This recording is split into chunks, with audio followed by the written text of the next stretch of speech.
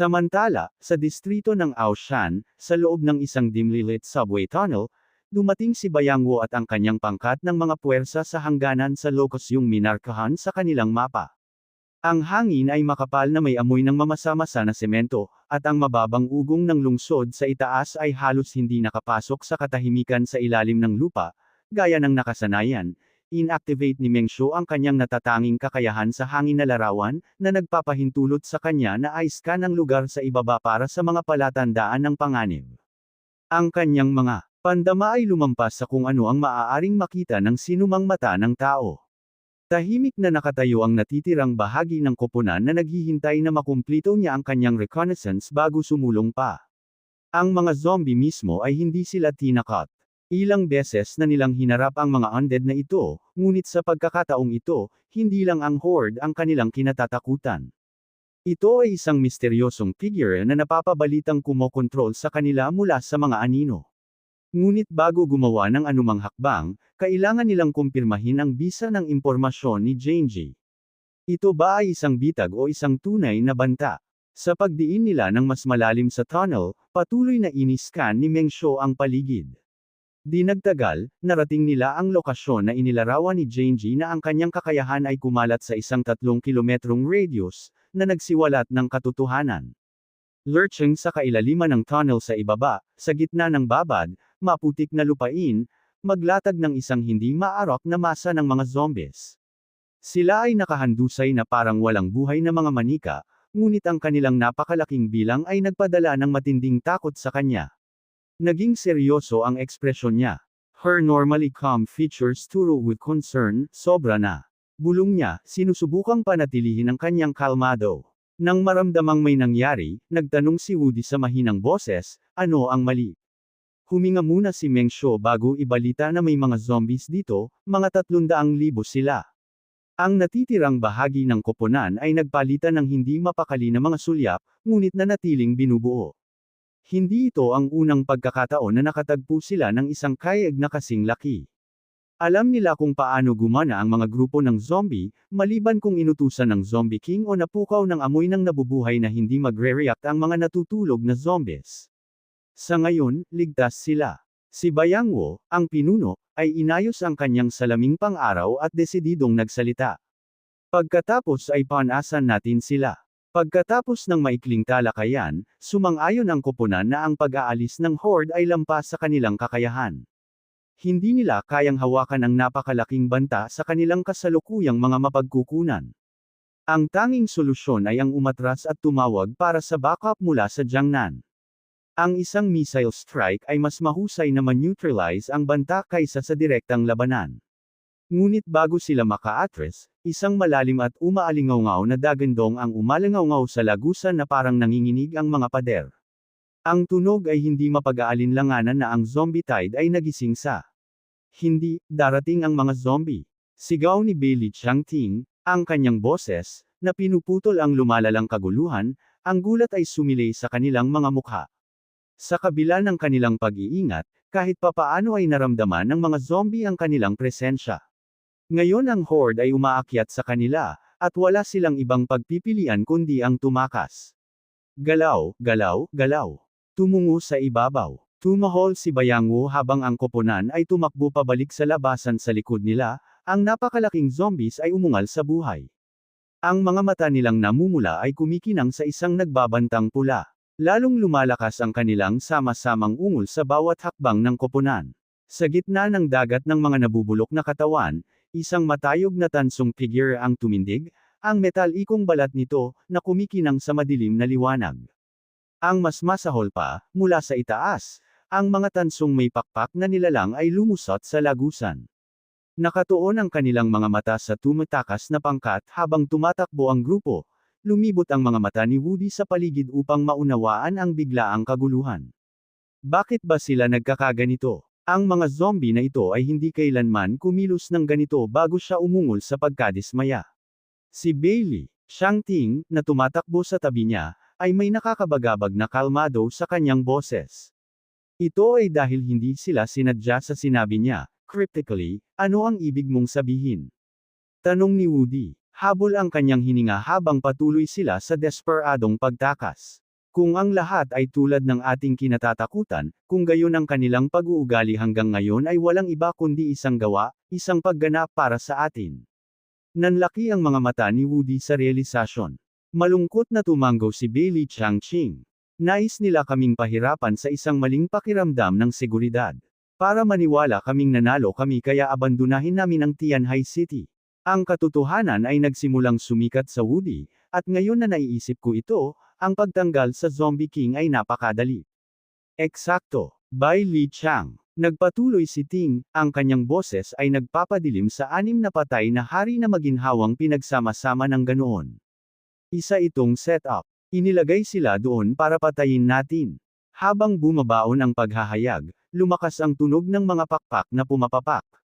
Isang bronze-armored flying na nilalang ang nakalok sa kanilang posisyon, sumisid patungo sa kanila na may nakamamatay na layunin. Nagliyab ang kamay ni Woody sa lakas habang ipinatawag niya ang kanyang lumulutang na kanyan. Sa isang mabilis na galaw, itinutok niya at pinaputok ang energy beam, na punit sa hangin at tinamaan ang parisukat na nilalang sa dibdib. Ito ay bumagsak sa lupa, ngunit sa pagkadismaya ni Woody, ang nilalang ay malayo sa patay. Sa isang galit na dagandong, itinayo nito ang kanyang bronze armor, halos hindi na nakatupi, mas maraming nilalang ang lumitaw, ang kanilang mga pakpak ay pumuputok sa galit habang sila ay nakasara sa koponan. Napaungol si Bailey Changqing sa inis. Inabot niya ang kanyang likuran at inilabas ang kanyang itim na Night Spear, ang napakalaking sandata na halos kasing haba niya.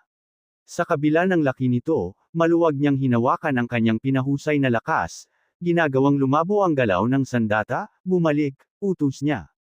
Habang sinusundan niya ang paparating na mga flares, ang kanyang sibat ay humiwa sa hangin, na tumama sa isa sa mga nilalang ng napakalakas na ang katawan nito ay naputol sa kalahati. Ang walang buhay nitong anyo ay bumagsak sa zombie horde sa ibaba ng bali. Nagbabago, umalangaw-ngaw ang tawa sa lagusan. Halika, mga bastos, maglaro tayo ng baseball. Ang kanyang mga mata ay kumikinang sa kilig sa pakikipaglaban. Ang kanyang napakalaking anyo na sumasayaw sa larangan ng digmaan na may nakakagulat na liksi. Hindi lumingon ang iba sa team. Alam nilang kaya ni Bailey Changqing ang linya. Siya ang pinakamalakas na manlalaban ng Blizzard City, isang tao na ang katawan ay pinahusay sa bingit ng potensyal ng tao na kilala bilang kamay na bakal.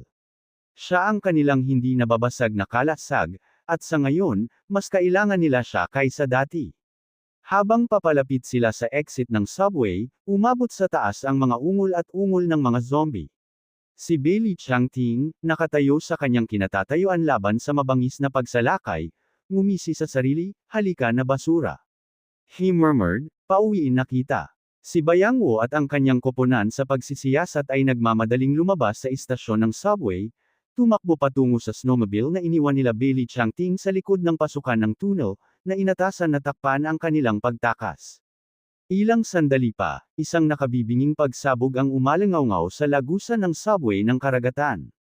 Napakalakas ng pagsabog na tuluyang nasira ang pasukan sa istasyon ng karagatan. Si Bailey Changqing ay lumabas sa subway na basang-basa sa makapal na berdeng putik, ang dugo ng zombie na tumutulo mula sa kanyang damit, go, go, go. Masyadong marami sila. Ang kanyang boses ay nahuli sa kaguluhan, matalas na may pagkaapurahan. Walang pag-aaksaya ng isang segundo, itinapon nila ang kanilang mga sarili sa snowmobile. Pinay-hit ni Mengsho ang throttle. Ang throttle, ang makinang umuungal sa buhay habang sila ay bumaril pasulong, pinuputol ang nyebe sa napakabilis na bilis. Sa rearview mirror, nanlaki ang mga mata ni Bayang Wuan. Sa likod nila, dumagsa ang bahan ng mga zombies mula sa subway, na tumalsik sa field na natatakpan ng nyebe na parang walang tigil na alon ng kamatayan. Ngunit hindi lang ang kaig ng mga ordinaryong zombie ang nagdulot ng panginginig sa kanilang mga gulugod. Ito ay ang bronze armored na nilalang. Ang napakalaking halimaw na ito ay gumalaw ng may kakilakilabot na bilis, na sinusundan sila ng walang tigil habang ang kanilang mga kasama sa hangin ay sumisigaw sa kalangitan. Ang kanilang mga baluktot na pakpak ay naghihiwa sa hangin na may tunog na nakakagigil sa buto. Kinagat ni Wude ang kanyang mga ngipin, takot at determinasyon na nakikipaglaban sa kanyang mukha, nakasandal sa labas ng bintana, nakalok siya sa kanyang target, inayos ang lumulutang na kanya ng may katumpakan sa pagsasanay. Sa isang iglap, pinaputok niya ang kanya na kumalusko sa lakas habang pinupunit nito ang gabi. Isang bahid ng liwanag na dumiretso sa mga nilalang na bronze armored sa itaas. Ang kanilang tumili ay sumisigaw sa hangin habang ang kanyan ay tumama sa bahay, na tumama sa isa sa mga halimaw na may malakas na epekto. Isa itong karagatan ng mga zombie, isang nakamamatay na alon na nagbabantang lumunin sila ng buo anumang oras. Ang bilis lang nilang kakampi. Kung sila ay nahuli, ito ay tapos na para sa kanilang lahat. Kahit na ang pinakamalakas na mutant ay hindi makakaligtas laban sa napakalaking tubig na ito. Samantala, si Chigang Ming, ang sharp sire ng team, ay sumulpat sa sunroof, na may hawak na itim na sniper rifle, na pinulot ang mga patay habang sila ay nagsara. Matalas ang kanyang focus habang pinupuntirya niya ang mga halimaw na bronze armored, ngunit sa sobrang galit, hindi niya nakita ang isa sa mga flying zombies na dumaan sa linyang ito ng paningin. Umikot ito sa likuran niya, tahimik na parang anino. Sa oras na napagtanto niya ang panganib, huli na ang lahat. Ang lumilipad na undead na nilalang sa itaas niya ay naglunsad na ng isang malakas na strike. Ang mga kuko nito ay humihiwa sa hangin diretso sa kanyang mukha sa isang segundo. Shigang, natigilan si Ming sa gulat, napagtanto na ito na ang katapusan niya. Sa sandaling iyon, tinanggal ni Bayang Wukok, ang pinuno ng koponan, ang kanyang salaming pang-araw. Isang matatag na paglutas sa kanyang mga mata, ang katahimikan ay nabuhay. Isang nakakasilaw na puting liwanag ang sumabog mula sa kanya, naghiwa sa horde na parang mainit na kutsilyo sa mantikilya, 1,000s ng zombies na wasak sa isang iglap. Nagsingaw ang kanilang mga katawan sa sobrang lakas ng pagsabog. Pero ilang sandali pa, uubo ng marahas si Bayang Wo, may mantsa ng dugo sa labi. Ang pilit ng paggamit ng kanyang kapangyarihan ay nagpapahirap, ngunit walang oras upang magpahinga. Kinailangan nilang tumakas at mabilis, binili sila ng pagsabog ng ilang mahalagang segundo, na nagpapahintulot sa mga snowmobile na humayo, ngunit ang mga zombie ay walang humpay. Sinasara nila ang puwang sa bawat segundo. Nalungkot si Bayang Wo nang tumama sa kanya ang katotohanan. Ang kanilang naunang misyon ay isang bitag, isang maingat na inilatag na plano ng sinumang kumokontrol sa horde. Ngayon sa labas, ang buong takot ng horde ay nahayag. Chief, ang mga bagay na ito ay hindi napapagod. Hindi tayo maaaring magpatuloy sa pagtakbo. Hindi ito solusyon. Bailey Changqing sumigaw sa kanyang boses mabangis, Bayang Wo ay pipilitin ang kanyang sarili upang ihinto ang pag-ubo, panasan ang dugo mula sa kanyang. Pumunta sa pinakamalapit na silungan, abisuhan ang lahat ng puwersa sa Tianhai City na magpadala ng mga reinforcement. Walang oras para humingi ng tulong kay Jiangnan, at ang walang pinipiling pag-atake ng missile ay mangangahulugan din ng kanilang sariling pagkamatay. Ang kanilang pinakamahusay na pagbaril ay ang mga silungan na itinayo upang mapaglabanan ang digmaan. Sila ang tanging pag-asa laban sa napakaraming kawon. Mabilis na kinonsultan ni Mengsho ang mapa. Ang pinakamalapit na silungan ay Yangchen. Pagkatapos ay kung saan namin aabisuhan ang iba pang mga paksayon at ipapahatid sila kaagad ng tulong. Iniutos ni Bayang Wo ang kanyang tinig, na walang puwang para sa pagtatalo, oo, ginoo. Sumagot si Mengzi, na pinaandar ang snowmobile patungo kay Yang habang nagpapadala ng mga desperadong mensahe sa mga pangunahing puwersa. Ang bawat segundo ay binibilang, at ang walang humpay na kaig ng mga zombie ay patuloy sa kanilang habol sa bawat tibok ng puso. Ang bigat ng kaligtasan ng buhay ay nakadiin ng husto sa mga minahan habang sila ay tumatakbo patungo sa kanlungan ang kanilang huling at tanging pag-asa na makalabas ito ng buhay. Ang malamig na hangin na kumagad sa kanilang mga mukha habang ang mga snowmobile ay bumibilis pasulong, ang tunog ng undead na hukbo na lumalakas sa likuran nila, alam ng koponan na kung sila ay mahuli, kahit na ang pinakamalakas na mutant sa kanila ay hindi makakaligtas laban sa napakalakas na tubig. Ang oras ay tumatakbo, at ang kanilang posibilidad na mabuhay ay lumiliit sa bawat pagdaan ng sandali.